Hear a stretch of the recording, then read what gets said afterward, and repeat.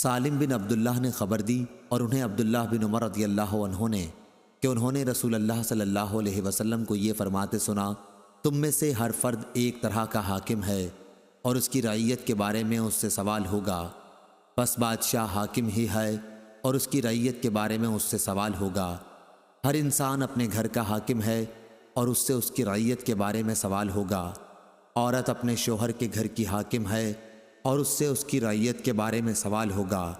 خادم اپنے آقا کے مال کا حاکم ہے اور اس سے اس کی رعیت کے بارے میں سوال ہوگا۔ انہوں نے بیان کیا کہ یہ سب میں نے رسول اللہ صلی اللہ علیہ وسلم سے سنا تھا، اور میں سمجھتا ہوں کہ نبی کریم صلی اللہ علیہ وسلم نے یہ بھی فرمایا تھا کہ مرد اپنے والد کے مال کا حاکم ہے اور اس سے اس کی رعیت کے بارے میں سوال ہوگا۔ پس ہر شخص حاکم ہے اور ہر شخص سے اس کی رعیت کے بارے میں سوال ہوگا۔ صحیح بخاری حدیث نمبر 2409۔